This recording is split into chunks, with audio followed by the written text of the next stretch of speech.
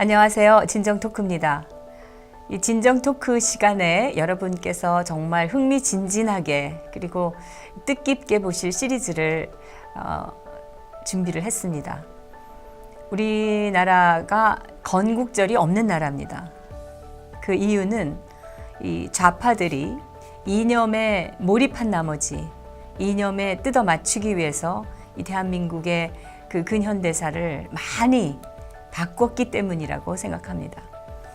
이 역사 논쟁은 사실 끝없는 싸움인데요. 그렇다면 우리가 반드시 알아야 할 진실은 무엇인가 질문을 던지지 않을 수 없습니다. 사실 분명히 진실은 있습니다. 그리고 그 진실들이 여러 가지 자료와 특히 사진들을 통해서 남아 있습니다. 이 진정 토크 이 시간에 마련한 시리즈는 저희가 제목을 역사의 진실 찾기, 사진을 통해서 역사의 진실 찾기입니다. 사진은 정말 거부할 수 없는 팩트죠. 이 사진을 보면서 그 사진이 찍혀지게 된 그 배경을 우리가 살펴보면 바로 역사의 진실은 이것이었구나 알게 되는 경우가 많이 있습니다. 그래서 여러분께서 지금 무엇이 우리가 오해하고 있는 건지, 무엇을 우리가 알아야 하는 건지 이 시간을 통해서 깨닫게 되시기를 바랍니다. 근현대사, 특히 이승만, 박정희 두 대통령에 대해서 많은 지식을 갖고 계시고 강의를 많이 하시는 조시철 목사님께서 이 자리에 나오셨습니다. 안녕하세요. 반갑습니다. 네, 이렇게 시간 내주셔서 감사합니다. 네, 조 목사님께서 이 이승만 대통령이나 또는 박정희 대통령이나 또는 이 대한민국의 그 근현대사에 대해서 많은 사진 자료를 가지고 계신 걸로 알고 있는데 어떻게 처음에 그 일을 시작하시게 되신 거예요?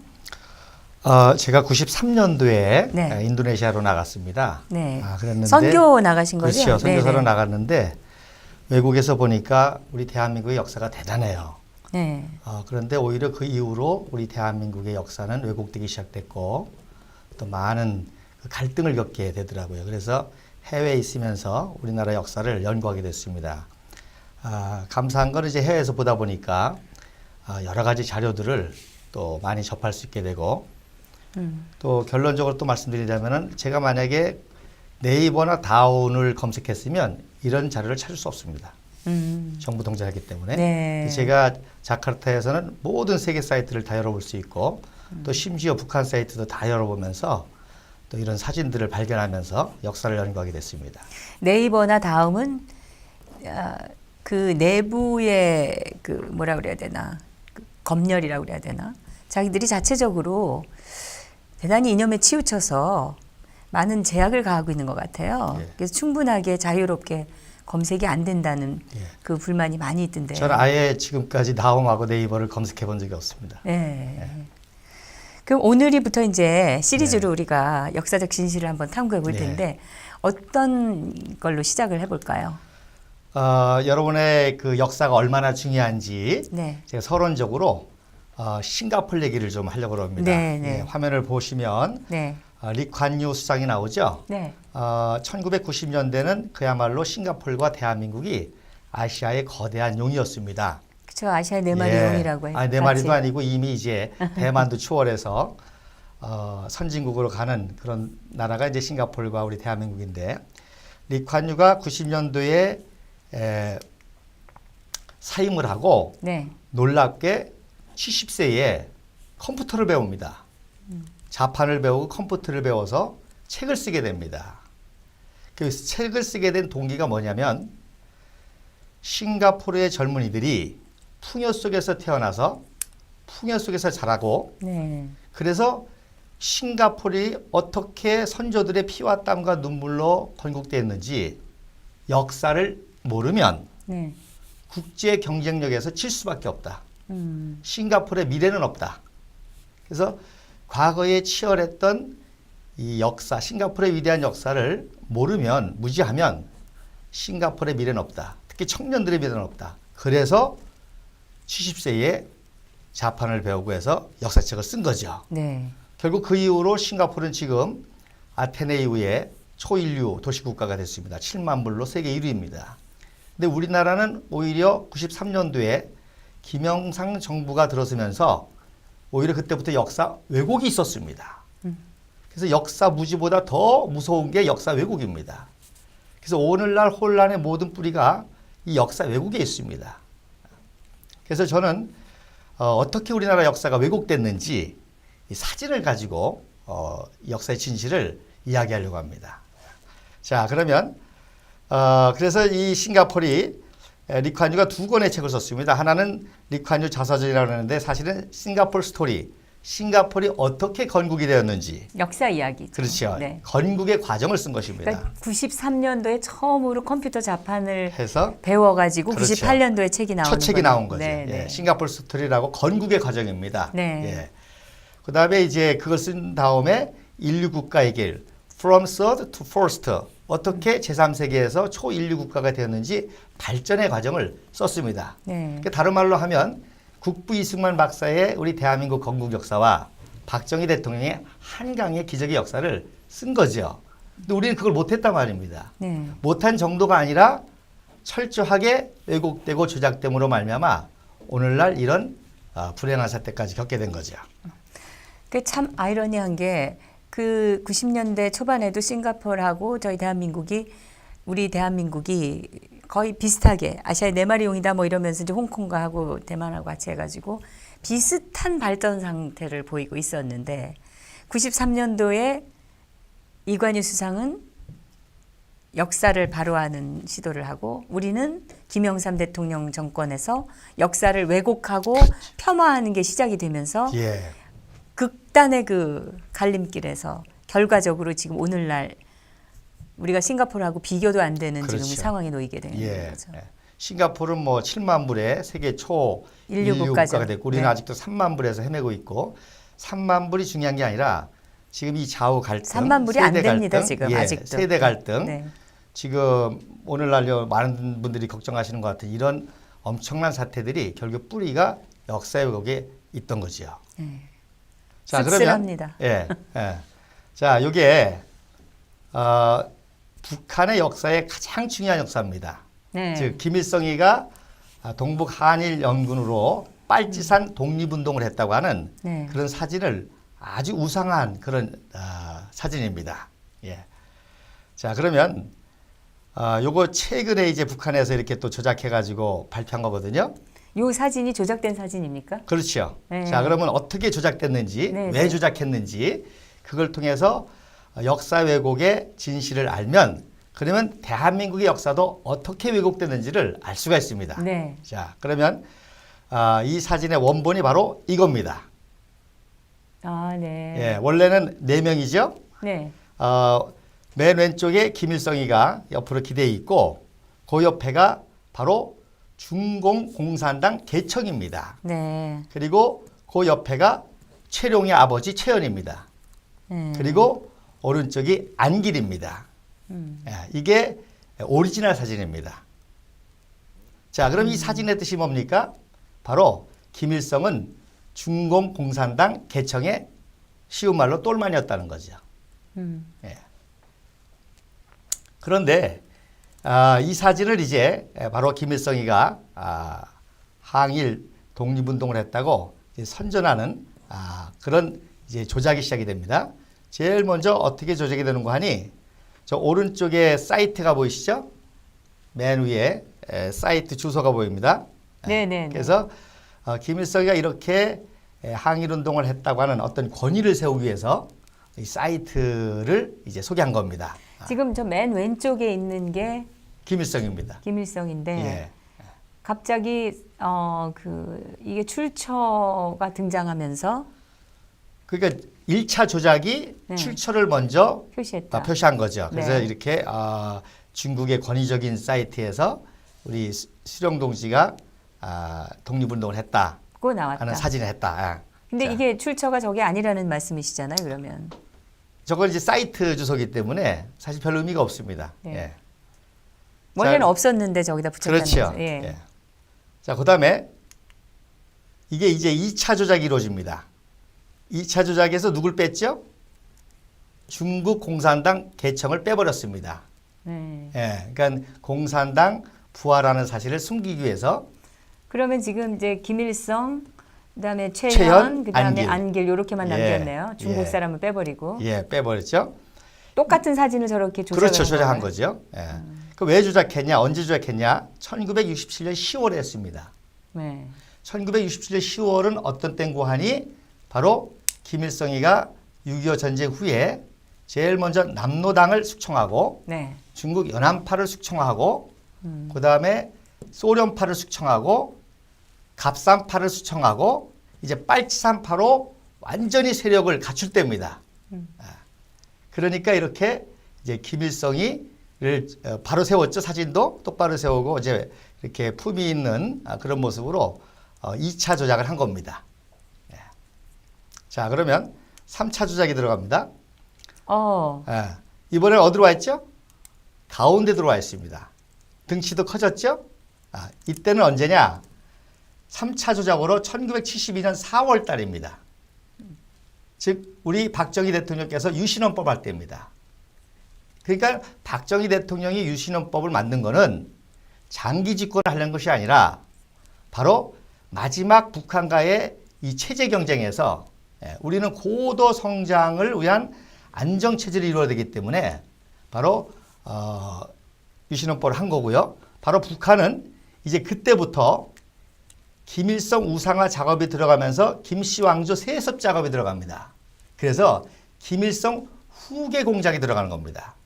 그러다 보니까 이제 김일성이 가운데 있는 수령이 돼야 되고 그 옆에 있는 이제 안길이나 최현이 이제 부하로 들어가는 거죠. 우상화 작업이 시작된 겁니다. 그리고 74년도에 공식 이제 후계자로 되면서 북한은 이제 나름대로 완전한 체제 형성을 하는 거죠. 그 다음에 이제 4차 조직에 들어갑니다. 어떻게 됐죠? 칼라가 그렇죠. 칼라화 됐죠. 들어갔는데. 아주 칼라화 되고 그 다음에 출처가 사라졌죠. 오른쪽 상단에 있는 출처가 사라졌죠. 왜? 진실을 모르게 이제는. 그래서 이제 빨치산 그 독립운동을 신화하는 사실 독립운동도 안 했고 바로 이때는 바로 동북연안군이 개멸돼 가지고 소련으로 도망갈 때입니다. 그리고 이때라는 게 이 사진을 찍을 때가 아까 그 사진 41년도에 41년도에 찍어서 이제는 김일성이가 중공군 똘마니에서 소련 똘마니가 되는 겁니다. 즉 KGB의 전신인 엔케베데라고 하는 그런 이제 그 정보부에서 김일성이를 포섭해서 끈앞으로 쓰죠. 그래서 이렇게 사진에 조작되면서 김일성 우상화를 시작하는 겁니다. 자, 그러면 이렇게 자기네들의 역사를 조작한 북한이 이제 대남 공작을 하죠. 즉 김일성과 체제 경쟁을 했던 이승만, 박정희에 대한 이제 왜곡 조작이 들어갑니다. 자, 이 사진이 모 신문사에서 일본군 박정희다라고 특종으로 보도한 사진입니다. 즉 박정희가 아닌데 박정희라고 선동하려고 만든 사진이죠. 근데 이 얼굴을 봐도 박정희 대통령 얼굴이 아니에요. 그렇죠. 옛날 그 사진에 나오는 얼굴이. 그래서 이 사진은 일본 제국 육군 대령 사진입니다. 그래서 보시면 아시겠지만 야전군이기 때문에 철모를 썼고요. 그리고 쌍안경을 가졌고 칼을 찼습니다. 그리고 지금 보면 이 칼라에 계급장이 그렇죠. 붙어 있는데 별이 여러 개가 붙어 있거든요. 별은 3개라는 것은 네. 지금으로 하면 무궁화가 3개라는 뜻입니다. 네. 대령이라는 뜻이죠. 네. 그리고 중요한 건 줄이 빨간 줄이 3줄이 쳐 있습니다. 그러니까 대령 사진이죠. 근데 왜 그 좌파에서 이걸 박정희라고 선동하느냐? 박정희가 일본 육사를 마치고 40년 7월부터 45년 1월까지 소위에 임관하기 전에 수습사관을 합니다. 네. 그때 수습사관이 단 계급장이 바로 헌병조장 원사계급장입니다.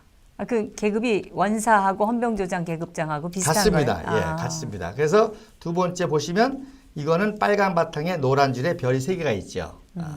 그래서 왜 그러면 좌파들이 이 사진을 가지고 박정희라고 조작하느냐? 바로 일본 식민지 때 한민족이 가장 실을 떠는 게 헌병 조장이었거든요. 일본 헌병. 그렇죠. 네. 조장이었거든요. 네. 그러니까 박정희를 그렇게 이미지를 씌우기 위해서 가장 비슷한 거를 고르다 보니까 대령 계급장하고 비슷하거든요. 멀리서 보면 모르잖아요. 그죠? 일반 사람들은. 예. 그러니까 박정희가 이 계급장을 갖고 그런 헌병 역할을 했다고 하는 그런 이미지를 씌우기 위해서 조작한 거라는 거죠. 그리고 난 다음에 45년 1월 달에 이렇게 맨 아래에 있는 것처럼 정식 소위 계급장을 답니다.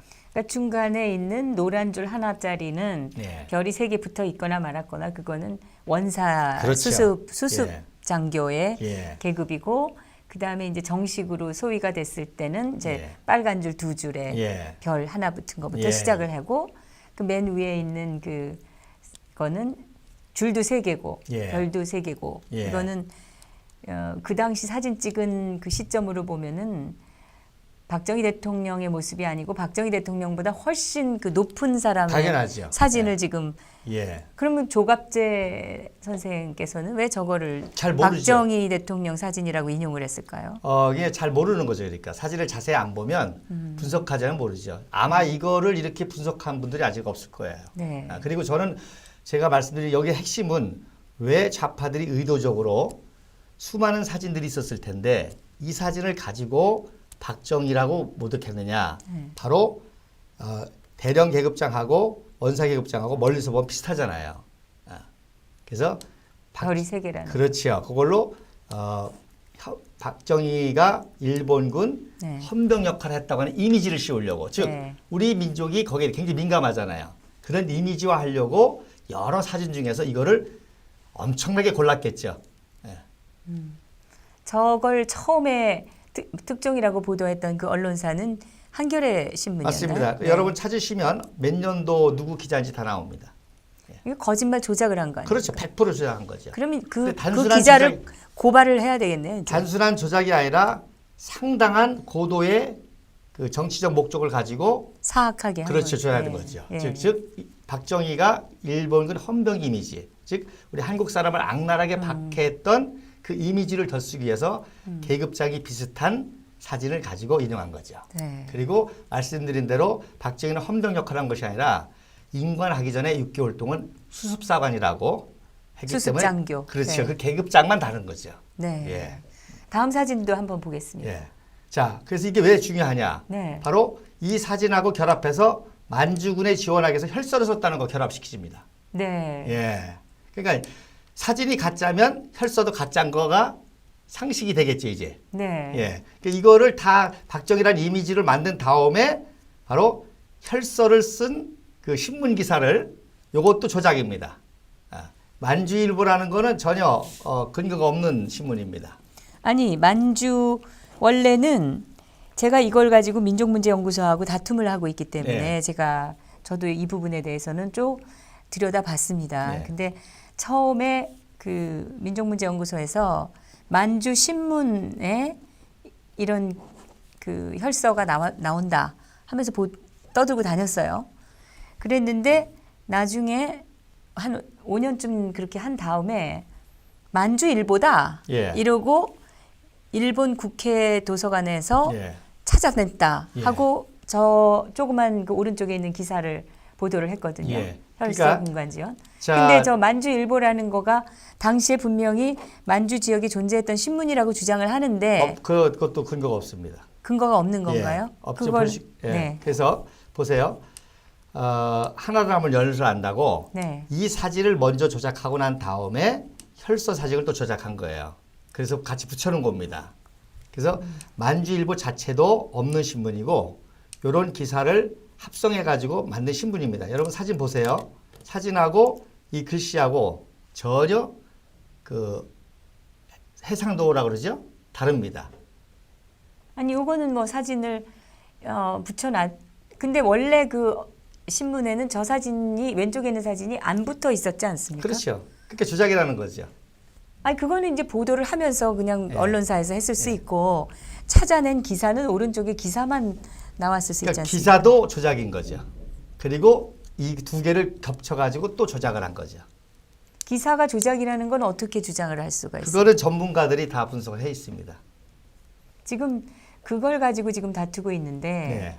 그것 때문에 허위사실 유포다 이래가지고 지금 굉장히 복잡한 문제가 지금 예. 돼 있거든요. 네. 그거는 이제 전문적인 분들이 다 연구를 해놔서 사실을 밝힐 수 있습니다.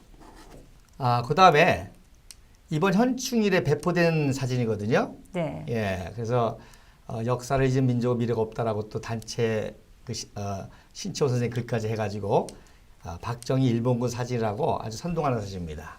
예. 근데 우선 저 사진은 뭐 척 봐도 조작입니다. 예, 조작이죠. 그러니까 이 사진을 조작해가지고 역사적 사실을 왜곡하는 거는 아주 이 좌파들의 특기인 것 같아요. 그러니까 저 의미는 뭔고 하니 아주 조직적으로, 조작적으로, 지속적으로, 의도적으로 왜곡한다는 거죠. 네. 분명한 목표를 가지고. 예. 요거는 일본군 대위계급장입니다. 네. 줄이 두 개죠. 아까는 세 개였었죠. 예. 네. 그리고 말씀드린 대로 박정희는 소위였습니다. 네. 그리고 말년에 중위로 제대했습니다. 그러니까 보면 계급장 보면 대위계급장이죠. 네. 예. 그래서 이 사진을 이제 어떻게 조작했느냐면 1차 조작이 뭐냐면 바로 이거는 1941년도 12월 달에 뉴기니아 팔마나라라는 곳에 주둔한 제18군 남반군 대위 사진입니다. 저 사람 일본 사람이래요. 그렇죠. 일본군 대위 네. 사진입니다. 네. 자, 오른쪽에 특별한 마크가 있죠. 네. 예, 제가 마크 따로 떼놨습니다. 네. 예. 제가 일본에 가서 직접 조사했습니다. 이 마크가 무엇인지.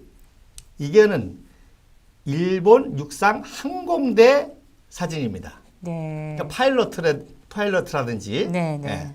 그래서 일본에는 해상 항공대가 있고 육상 항공대가 있습니다. 그러니까 이 사람은 파일럿 항공대 대위 사진입니다. 네. 예.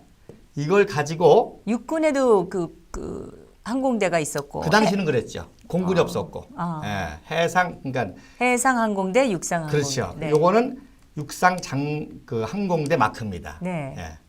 그러면 다시 박정희 대통령 그래서 사진을 예, 보겠습니다. 요거를 하는데 바로 조작하지 않습니다. 얼마나 교묘한 거 보세요. 네. 요 박정희 대통령 사진은 두 가지 중에 하나입니다. 요거는 57년도 육군 준장 때 사진이고 오른쪽은 61년도 혁명을 일으키고 난 다음에 중장 진급 전의 공식 사진입니다. 근데 지금 61년도 사진이 지금 일제시대 때 그렇죠. 사진으로 들어가 있네요. 예, 저 목을 척 잘라가지고 식객에서 목을 잘라가지고 박정희에다 붙였죠. 네. 근데 붙이는데 그냥 붙인 게 아니라 보세요. 대일본 제국이라는 글씨를 거꾸로 돼 있죠. 네. 자, 바로 찍어다 붙이면 표시가 나니까 네.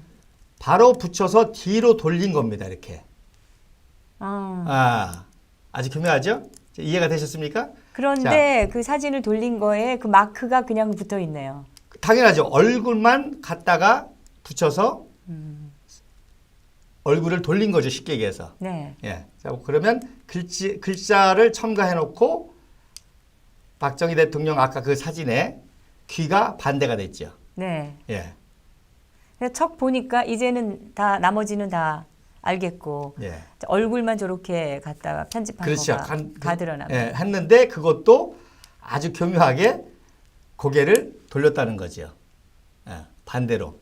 이 귀 모양 보세요. 이게 이렇게 갖다 붙인 거거든요. 네. 거꾸로 해서. 화면을 뒤로 해놓고 네. 그런 다음에 돌린 거예요. 그러니까 귀가 달라지죠.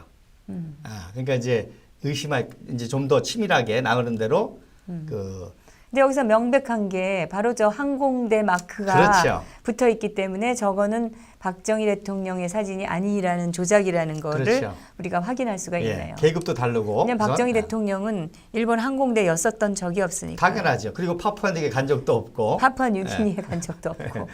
예, 그리고 말씀드린 대로 이때 박정희의 나이가 그리고 이 27살입니다. 사진에 보면은 예. 이쪽 사진의 뒤에 배경이 구름이 있잖아요. 그렇죠. 근데 우길 승천기를 우길 바꾸었죠. 승천기를 일부러 집어넣는 그렇죠. 바람에 구름이 예. 저렇게 잘렸다는 예. 게 다 자, 보이네요. 그런데 이런 일들을 지금도 안 멈추고 계속하고 있다는 겁니다. 무슨 뜻입니까? 자, 칼라화 됐죠? 네. 아까 김일성 사진 어떻게 됐죠? 칼라화 시켰죠. 예. 같이 하고 있다는 겁니다, 지금. 그래서 이번에 그러니까 이 종북 세력들이 그 김일성을 계속해서 조작을 하고 있는 것처럼 그렇죠. 그 수법과 그 기술과 똑같이 박정희 대통령에 대해서도 하고 있다. 그렇죠. 그러니까 박정희 대통령뿐만 아니라 이승만 박사 대한민국의 역사를 다 그렇게 조작하고 있다는 거죠. 이 바보 같은 국민들만 진짜 막말로 개 돼지처럼 다 그렇죠. 속고 있는 겁니다. 그래서 제가 이제 이런 사진을 통해서 우리 국민들에게 진실을 알리는 겁니다. 네, 우리 국민들이 똑똑하니까 네. 우리 청년들이 똑똑하니까 저걸 보면 이제 이해를 할 거예요. 네. 그래서 왜 이렇게 치밀하게 조작하고 지속적으로 계속해 가는가? 저기 옆에 그 큰 글씨를 메모처럼 써놓으셔가지고 세뇌 본부 서울의 소리는 무슨 말이에요? 그게 보세요. 이번에 이제 문재인 정권이 쓰면서 아주 담대해졌습니다. 요 밑에다가 이거를 만든 서울의 소리라고 아주 써놨어요. 내놓고 한다 이거죠 그렇죠. 이제는. 예. 그럼 서울의 소리라는 거는 뭐 하는 놈들인가요? 그러니까 쉽게 얘기해서 역사 세뇌 조작 본부라고 보면 되겠죠. 예. 저기를 찾아야 되겠네. 예. 아주 대놓고. 그다음에 여기에 이제 그래서 보세요. 이렇게 일본군 사진을 놓고 악랄하게 그 양민을 학살하는 사진을 놨거든요.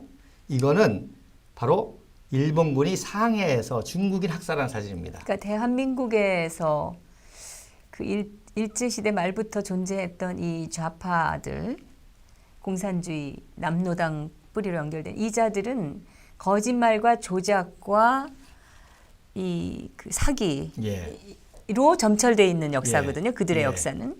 근데 그게 단순히 북한의 역사 조작 끝나는 게 아니고 남한에 영향을 미친다는 거죠.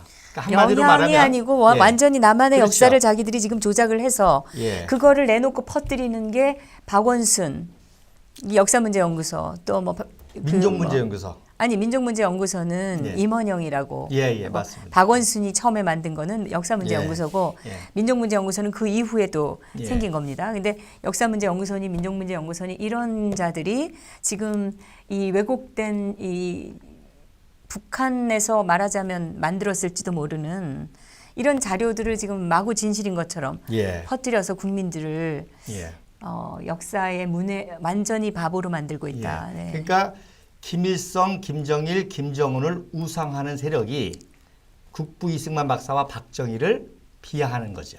똑같이. 역적으로 만들고 있는. 그렇죠. 그 수법과 그 목적과 의도가 똑같다는 거죠. 네. 지금 다음 사진 또 한번 보겠습니다.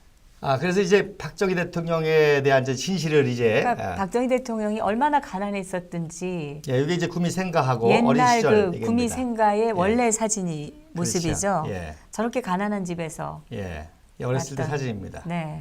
그리고 이제 대구 사범을 다니게 되죠. 네.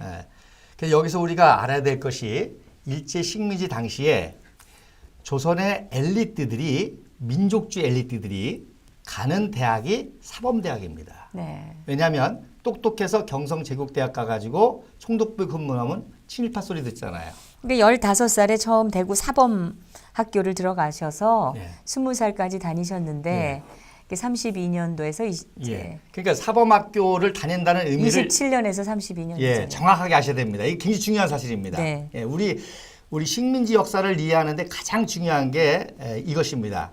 자, 말씀드린 대로 식민지 당시에 조선의 똘똘한 엘리트들이 민족주의와 자존심을 지키면서 가는 대학이 사범대학입니다. 그게 이제 후진을 양성하는 것을 사명으로 생각했기 때문이 그거보다도 아닐까요? 그것도 있고 그 사범학교에서만큼은 네. 계속 민족교육이 비밀리에 이루어지고 있습니다. 네. 그러니까 사범대학 교사들은 다 민족주의자로 애국가와 그 태극기를 생명 걸고 몰래 가리키는 그런 학교가 사범학교입니다. 그러니까 똑똑해서 상업학교 들어가서 조선은행 근무하면 친일파 소리 듣잖아요. 또 경성제국대학 나와가지고 총독부 들어가서 일하면 친일파 소리 들 수 있잖아요. 그러니까 그런 자존심 때문에 들어가는 대학교가 사범대학입니다. 그러니까 사범대학 출신들은 다 민족주의자라고 보는 거죠. 그래서 백선엽도 평양사범, 최명신도 평양사범입니다.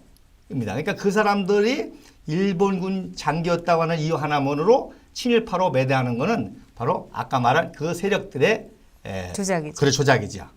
그래서 5년 동안 이제 그 대구 사범을 다닙니다. 그때 현준혁이라는 사람을 만납니다. 이 사람이 민족주의자지만 공산당이에요. 이 사람이 굉장히 유명한 사람입니다.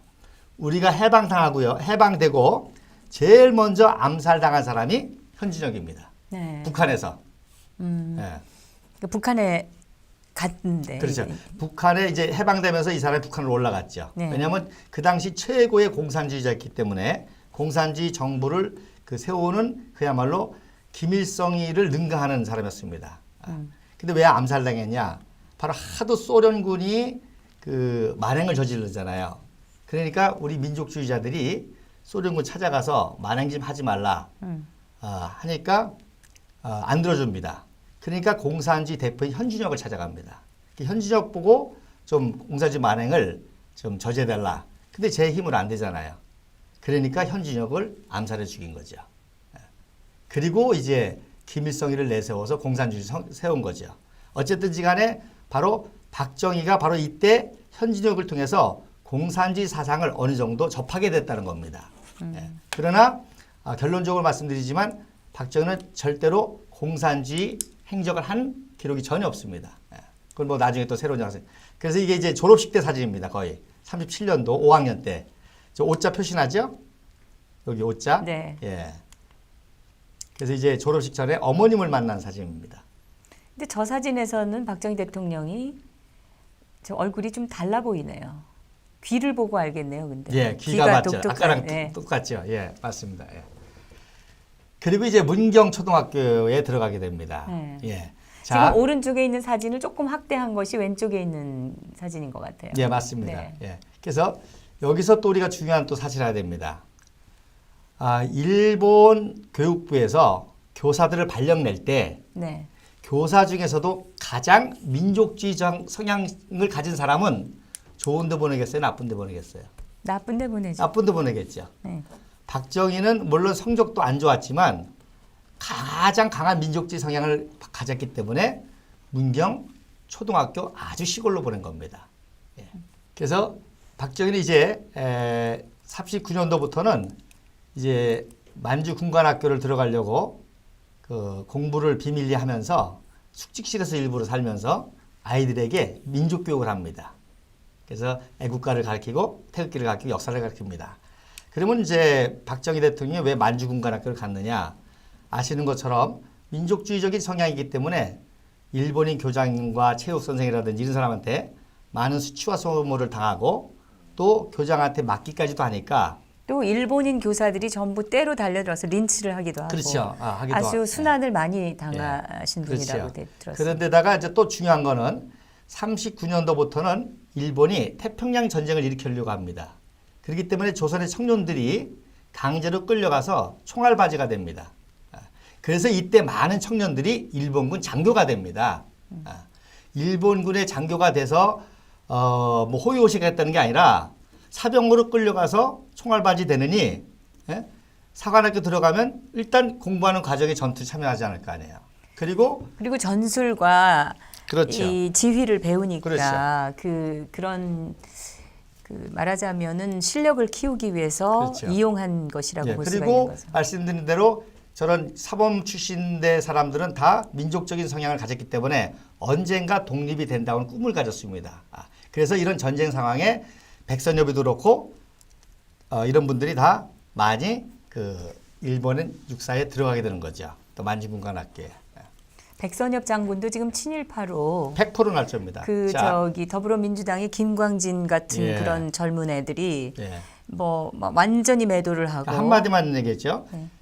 만주에서 대위로 근무하다가 해방이 되자마자 조만식이 고향 평양에 들어와서 조만식 선생 비서를 합니다.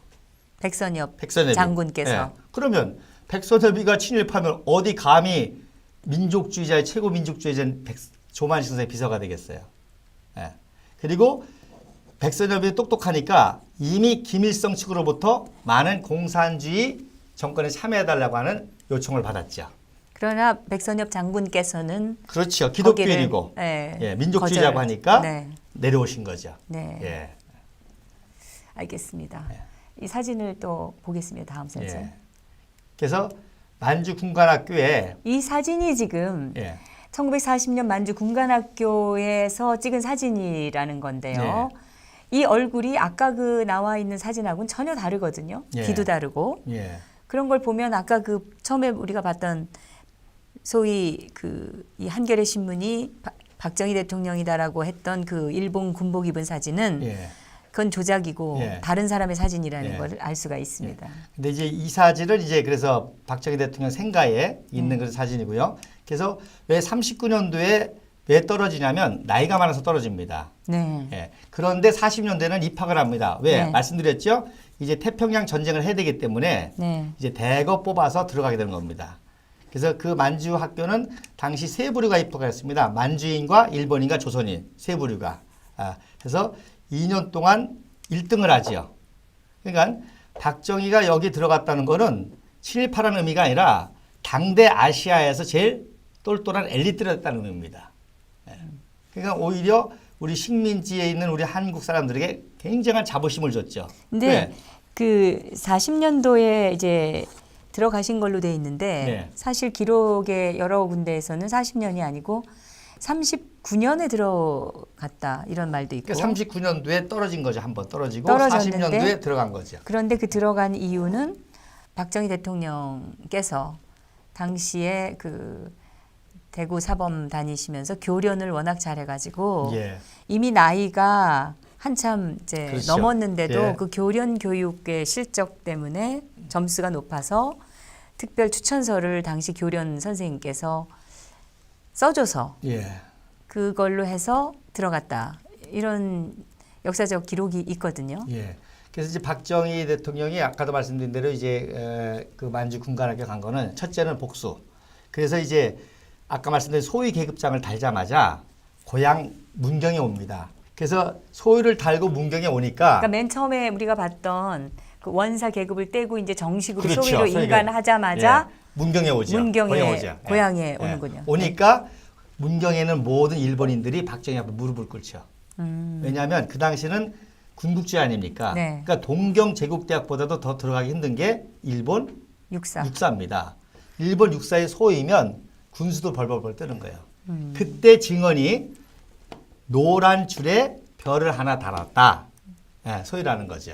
예, 그 정확하게 유추하죠. 그게 좀 우리가 좀 짚고 넘어가야 될 게 이 일본 육사를 바로 간 것이 아니라 만주 군관학교에서 수석 졸업을 그렇죠. 했기 해서 때문에 편입을 시켜준 거죠. 특혜로 그 일본 육사 연수를 2년을 또 갈 수 있게 된 거고 예. 그렇게 말하자면 일종의 장학금을 받아가지고 간 건데 그래서 이제 일본에서 이제 편입을 시켰죠. 최고 엘리트니까 네. 편입을 시켰는데 여기서 또 중요한 역사적인 사실이 있습니다. 네.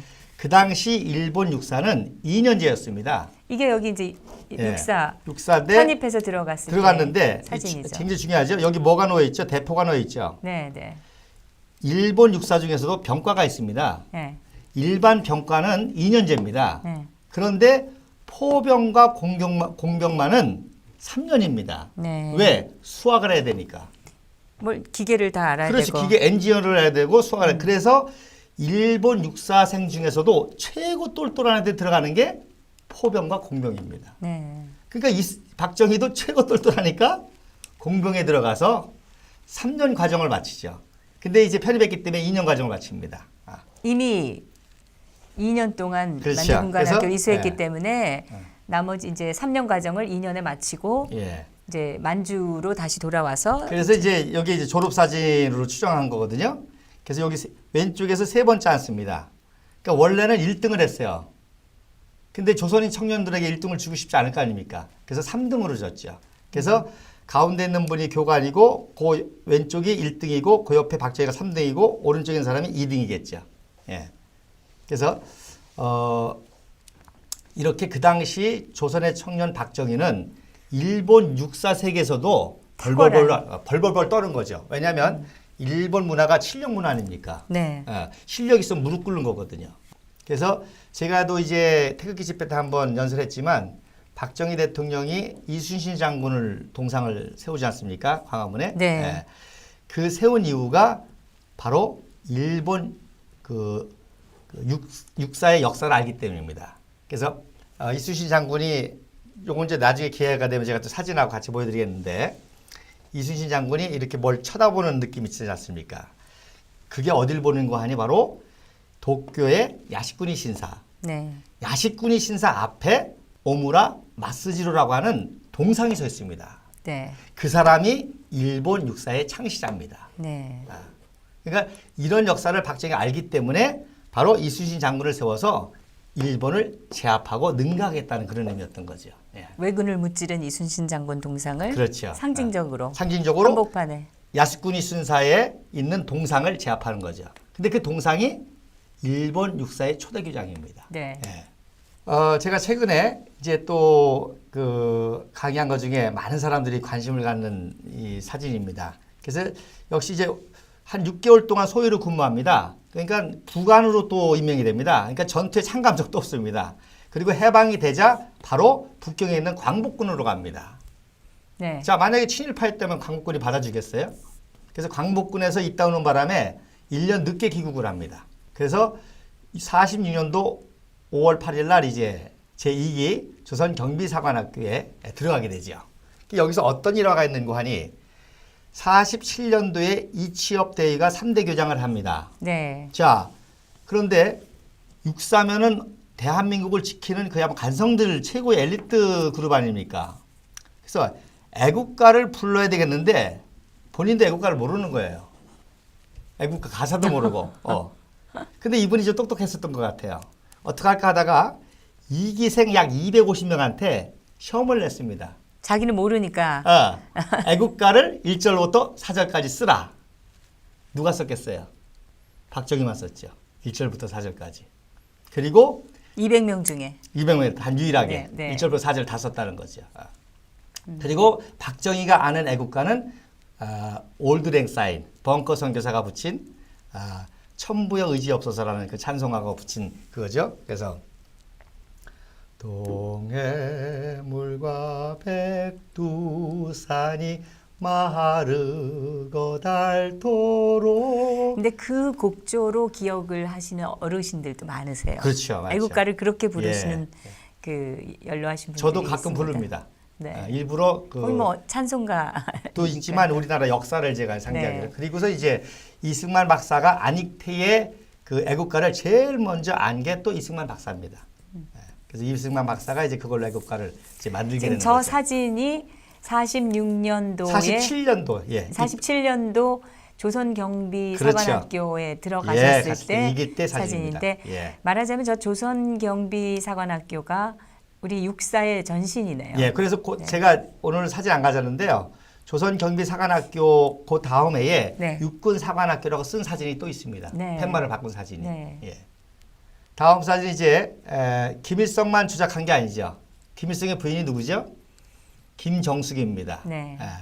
그래서 김일성 이름은 지금 저 함부로 김정숙을 김정수라고 쓰신 것 같아요. 요거는 저기 김성수네요, 예, 저거는. 그 김성주. 지금 잘려서 안 보이는데 아. 원래 김일성 이름이 김성주입니다. 네. 그거 잘려서 그렇습니다. 그래서 거기에 나오는 이제 여기 김정숙입니다. 여기에 가운데 있는 오른쪽에서 두 번째. 그렇죠. 오른쪽에 두 번째. 네네. 자, 그래서 김정숙이도 원래 이게 오리지널 사진입니다. 엄청 못생겼네요. 못생겼을 뿐만 아니라 보세요.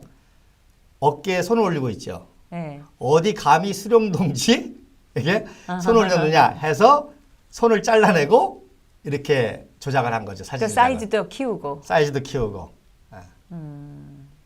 이렇게 철저히. 저 왜소한 사람이었네요. 그 예, 아주 김정숙이라는 여자가. 예. 근데 지금 어깨에 감히 손을 올리고 있는 사람은 거기에 이제 여기 오른쪽도 보니 이게 김철호고요. 채원 부인, 채령이 엄마죠. 여기 김정숙이고 그다음에 이게 안영 부인인 바로 리영숙이라는 여자입니다. 그리고 왼쪽이 황순입니다. 이분이 작년까지 살아있어가지고 나왔죠. 그래서 이렇게 김정숙이도 철저히 우상화 작업을 한 거죠. 요것도 제가 원본을 못 찾았어요. 근데 조작입니다. 자, 보세요. 김정숙의 손이 시커멓죠. 크죠? 갖다 붙였다는 얘기예요. 이 사진도 아마 이 여자가 어깨를 감싸고 있거나 했기 때문에 손을 잘라버리고 또 김정숙이 안 보이니까 손을 잘라다가 시커멓게 해서 붙였죠. 이렇게. 지금 이게 이상한 게 분명히 지금 이 지금 왼쪽에서 두 번째 사진이 김정숙이 사진인데 예. 그러면 손이 이쪽으로 지금 이게 길이가 달라요 지금. 맞습니다. 이렇게 잘라 붙였다는 거죠. 네, 조작을 했기 때문에 예. 왼쪽에 있는 손하고 오른쪽에 있는 손하고 길이도 다르고 색깔도 다르고. 예. 그래서 우리 아까 정 대표님 말씀하신 것처럼 사진이 중요하기 때문에 네. 사진을 조작해서 역사를 조작하는 거죠. 사진을 가지고 선정성정 도구로 여기는 거죠. 그래서 오히려 왜곡된 사진을 역추적하면 진실이 나오는 거죠. 그래서 핵심은 이렇게 그 북한은 모든 역사가 다 조작입니다. 100%. 그러니까 북한에는 단 하나의 진실만 있습니다. 모든 게 김일성으로 거짓이다. 통한다. 모든 게 거짓이다. 거짓이다. 그리고 그 체제와 대결하는 대한민국을 폄하하기 위해서 대한민국의 모든 역사 조각을 그쪽 측과 남쪽의 남노당 좌익 세력과 합했다는 거죠.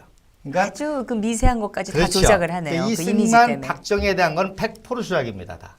근데 2003년도에 검인정 교과서 제도가 처음으로 이제 실행이 되면서 그때 나왔던 역사 교과서를 보니까 북한 교과서하고 똑같더라고요.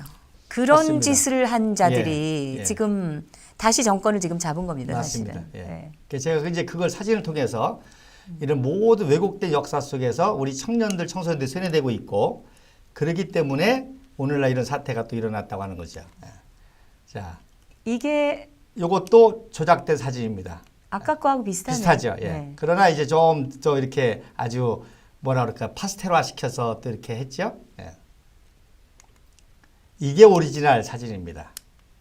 그래서 맨 오른쪽이 김일성이고 그 옆에가 리영숙이고 그 옆에가 김정숙입니다. 맨 오른쪽이라 그러면 앉아 그렇지. 앉아서 이렇게 쭈그려 있는. 네, 이거. 다리 이렇게 그렇죠. 하고 있는 그리고 거의 누워 있다시피 예. 한 사진이 그게 김일성이고 예. 그다음에 그다음에 첫 번째 여자가 리영숙. 그 옆에가 김정숙입니다. 이때가 아마 김정일을 임신할 때입니다. 앉는 태도도 임신한 여자 같죠? 다리를 아니 약간. 지금 왼쪽부터 보신 건가요? 그러면 아니 오른쪽부터 김일성 바로 옆에 여자가 리영숙, 그 옆에가 김정숙, 까만 옷 입은 여자가 황순이, 그리고 맨 왼쪽이 아니 그게 김철호. 아니라 지금 화면에서 보면 왼쪽 끝에를 보신 거예요? 그거는 오른쪽 끝에를 보신 거예요? 오른쪽 끝에. 오른쪽 끝에 여기 보면은 김일성. 예. 그 뒤에 있는 여자 그건 다 남자들이에요. 여기 여자 아. 4명문입니다. 아. 그래서 이때 이제 김일성이를 임신했을 때죠. 아 그러니까 지금 두 명을 갑자기 걸러뛰시니까 예, 예. 여자들이라 바로 내가. 둘은 걸러뛰어서 일반, 예, 바로 예. 그 다음이 리영숙, 여자가, 그 다음에 예, 김정숙, 김정숙, 황순이, 김철호 이렇게 된 거죠. 그래서 이제 새롭게 이제 또 알려진 사실 또 이거 뭐 공경한 비밀이기도 하고요. 결국 뭐 이 당시에 이 여자들은 그야말로 일처다부제죠. 이해가 되시겠습니까? 예, 이런 그 이게 그 말하자면은 저 여자들은 당시에 그 말하자면 저 빨치산 같은 저 집단의 그렇죠. 정신대 빨래하고 같은 그렇죠. 네. 그런 역할. 예. 작부죠 말하자면 예. 이런저런 잡스러운 일들을 예. 하는 그래서 원래 김정숙이도 제가 또 시간 나면 정확하게 말씀드리는데 오영진이 간 사람의 처였습니다. 그다가 이제 김일성한테 넘어간 거죠. 예. 자, 그래서 이제 김일성, 김정식을 가장 그 이상적으로 여기는 아주 초기 사진입니다. 이것도 많이 그 포토샵을 했죠. 예. 어쨌든 이제 중요한 거는 이렇게 김일성, 김정일 사진은 빨간 혁명을 상징하는 걸로 이렇게 치장을 합니다. 그리고 이게 이제 46년 민주선거 때 사진입니다. 이것도 이제 김정숙을 점점 미워하기 시작하죠. 그래서 그렇게 하다가 이렇게까지 만든 겁니다. 김정숙이를 가장 이상적인 여인으로 북한 교과에서 실리는 사진입니다. 그러니까 처음에 오리지널 사진보다 훨씬 이뻐졌네요. 점점 그렇게 만들어가는 거죠. 예. 잘 보세요. 이게 왜 중요한 건지 잘 보세요. 자, 누구 닮았어요? 리설주 닮았잖아요. 리설주가 기쁨조 출신인데 김정은이의 부인이 된 이유는 단 하나 뭐예요? 김정숙하고 닮아서. 그렇죠. 그래서 조거리도 이게 데뷔 사진도 똑같잖아요. 빨간 조거리 까만 치마. 그 다음에 또 하나 재미있는 거 보세요. 김정은의 헤어스타일 많은 사람이 궁금해하셨죠. 이 헤어스타일. 이 헤어스타일이 언제 김일성의 모습을 본땄느냐. 많은 사람들이 상식적으로 알 거 아닙니까. 저거 김일성의 모습을 본땄다. 그러면 김일성이 언제 어디서? 바로 1950년 9월 8일 외관 전투에서 강건 총참모장이 쥐례 사고로 죽습니다. 그래서 지뢰 밟아서. 그렇죠. 장례식 하는 장면이에요. 요게 맨 앞에 있는 게 박헌영입니다. 그리고 바로 뒤가 바로 김일성입니다. 그러니까 이게 무슨 뜻이냐? 이때는 낙동강 전선을 놓고 죽느냐 사느냐 전투였거든요. 그러니까 여기서 성공을 하면 김일성이는 민족 통일의 영웅이 되는 거고 여기서 밀리면 자기는 전범이 되는 거예요. 그러니까 스트레스를 굉장히 받았기 때문에 굉장히 뚱뚱해졌죠. 폭음과 폭식으로. 그리고 지금 자기가 전쟁에 지면 책임을 들어야 됩니다. 그러니까 굉장한 카리스마를 연출하기 위해서 이런 헤어스타일을 한 거예요. 그걸 그대로 김정은이가 땄습니다. 이게 무슨 뜻이냐? 박근혜 대통령이 통일을 준비하니까 김정은이는 자기 체제가 죽느냐 사느냐라고 하는 지금 전시 체제라는 겁니다. 그래서 이 전시의 카리스마를 연출하기 위해서 요때의 모습을 딴 거죠. 예. 그래서 이번에 우리가 6월 24일 날 조원진 의원 중심으로 외관에서 태극기 집회를 하는 목적도 이런 역사성이 있는 겁니다. 예. 우리 마지막 이제 이 체제 전쟁, 이념 전쟁. 저 머리 스타일이 도대체 어디서 나왔나 궁금했죠. 네, 궁금했습니다. 똑같죠. 네, 예. 그렇네요. 그러니까 이때만 해도 박헌영이가 주도적이었습니다. 보세요. 왼쪽에 앞장섰잖아요. 그러니까 김일성이 지금 스트레스 한참 받을 때입니다. 왜? 전쟁의 책임을 자기가 다 뒤집어써야 되니까. 그래서 이때 사실 지금 총정치국이라는 걸 이때 만들었습니다. 왜? 당이 군을 장악해야 잘 살아났거든요. 이런 역사적인 뿌리가 다 있는 겁니다. 그래서 결국은 박헌영을 전쟁 끝나자마자 책임을 물어서 죽였죠. 네, 개떼들이 달려들어서 물어뜯겠다는 말도 있고 예. 하여튼 그래서 처참하게 죽이죠. 예, 장성택이도 똑같이 했다고 그럽니다. 예. 그러니까 역사는 흐른다고 그러지 않습니까? 똑같습니다. 다음 사진은 이제 여러분들이 민족문제연구소에서 100년 전쟁이라는 이건 조작으로 밝혀져가지고 그렇죠. 이미 네. 고소를 많이 당하고. 그렇죠. 네. 그래서 제가 이제 이해 쉽게 이제 키가 똑같죠? 예. 그러니까 조작을 해도 이제 왜 그랬냐면 이게요. 조작을 했는데 좀 미련스럽게 그렇죠. 했어요. 왜 100년 전쟁을 만들었냐면 2012년 대선을 앞두고 급하게 만든 거예요. 선거용으로. 그러니까 박근혜 대통령의 지지를 떨어뜨리기 위해서 국비승만 박사의 세력과 박정희 대통령 세력을 모함하기 위해서 급하게 만들다 보니까 저런 오류를 많이 범했던 거죠. 그리고 대통령 당선되시자마자 박근혜 대통령이 당선되자마자 이 종북 좌익 세력들이 특히 지자체장들, 좌파 지자체장들을 중심으로 해가지고 박정희 대통령에 대한 왜곡 역사 강좌를 전반적으로 예. 실시를 합니다. 그거를 지자체 돈으로 해서 박정희의 진실은 이런 제목으로 예. 강연을 하기 시작하는 게 바로 박근혜 대통령의 정권의 그 근간을 흔들기 위한 짓거리들을 그렇게 한 것이죠. 예. 이게 지금까지 우리가 봤지만 이거는 정권 문제가 아니라 역사 문제라는 거죠. 지금도 사실 국비승만 박사와 박정희 대통령과 박근혜 대통령 라인과 김일성 계열의 종북 좌파 세력과의 싸움의 연장전이라는 근데 지금 그런 거 보면은 문재인도 지금 그쪽에 서 있는 겁니다. 당연하죠. 예, 그러니까 당연히 비난을 받아야 마땅한 것이죠. 대한민국의 정통적인 그 역사를 지금 왜곡한 쪽에 서 있으니까. 그렇죠. 그걸 왜곡해서 정권을 잡고 네. 쉽게 얘기해서 밥을 먹고 사는 거죠. 역사학자들은 그걸로 밥을 먹고 사는 거고. 그러니까 대한민국의 발전을 이뤄가는 그 국민들의 노력으로 만들어지는 혈세를 예. 가지고 지금 대한민국의 역사를 조작하고 그렇죠. 대한민국을 왜곡 매도하는 이런 그렇죠. 집단이 먹고 살고 있는 거죠. 그렇죠. 예. 그래서 진짜. 이런 연구들을 말입니다. 네.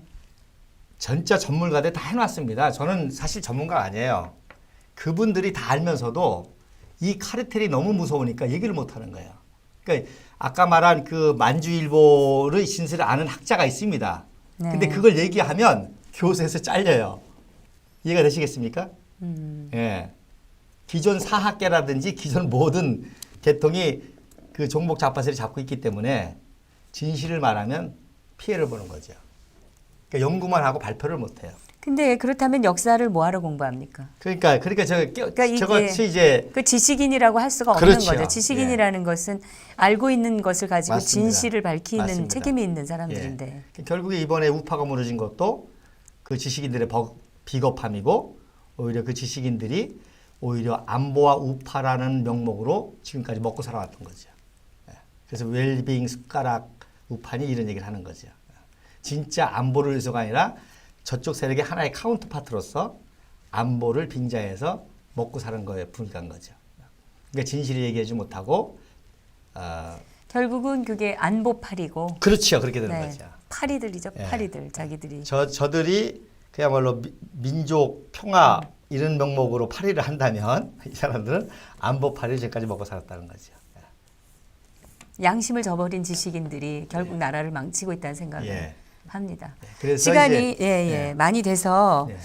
오늘 준비를 많이 해오셨는데 오늘은 여기까지 하고 계속해서 저희가 뭐 양이 워낙 방대하다 보니까 언제 끝날지 알 수가 없겠습니다. 그래서 제가 시작을 다음 주부터 이제 네. 그 이승만 박사의 청년 시절부터 하려고 겁니다. 네, 오늘은 그 이제 시작하는 마당이니까 우리 역사가 어떻게 조작이 될 수 있는지 얼마나 쉽게 우리가 속았는지. 조작되고 그렇죠. 선동되고 속을 수 있는지에 대한 맛배기를 보여드렸고요. 다음부터는 이제 본격적으로 그 역사의 진실 탐구를 들어가도록 하겠습니다. 지금 우리나라 역사에서 지금 가장 그 매도되고 있는 대통령, 바로 그 이승만 대통령과 박정희 대통령, 그리고 그로 비롯돼서 많은 역사적 사실들이 같이 지금 왜곡되고 있는데 그걸 하나하나 한번 파헤치는 즐거움을 좀 가져보도록 하겠습니다. 네. 오늘 이렇게 귀한 자료 소개해 주셔서 감사합니다. 조시철 목사님. 네, 감사합니다. 감사합니다. 다음에 또 뵙겠습니다. 네. 우리 오늘 근대사의 일가를 이루고 계시는 근현대사의 일가를 이루고 계시는 조시철 목사님을 모시고 이 역사가 어떻게 조작됐었는지에 대해서 사실 잠깐 말씀을 드렸습니다. 앞으로 계속 자세한 그리고 여러분께서 어쩌면 한 번도 보지도 못했었을 그런 사진들을 소개하면서 역사적 진실을 탐구해 보도록 하겠습니다. 지금 대한민국이 가장 큰 문제는 이 사회가 갈등으로 이렇게 갈갈이 쪼개져 있다는 것이 아닐까 싶은데요. 그 중에서 가장 큰 갈등과 이 분열이 바로 이념에 의한 것입니다. 근데 그 이념 갈등의 뿌리를 파헤쳐 보면 거기에 바로 역사의 조작이라는 그 진실이 도사리고 있습니다. 이념에 몰두한 나머지 자기들의 이념을 합리화하기 위해서 역사적 사실과 팩트들을 다 조작을 한 게 좌파들이 해온 짓입니다. 우리 애국 국민들은 이것을 바로잡아야 할 책임이 있다고 생각합니다. 그런 의미에서 계속해서 보여드릴 무엇이 진실인가 이 시리즈를 여러분께서 관심을 가지고 지켜봐 주시기를 부탁드립니다. 진정 토크였습니다. 감사합니다.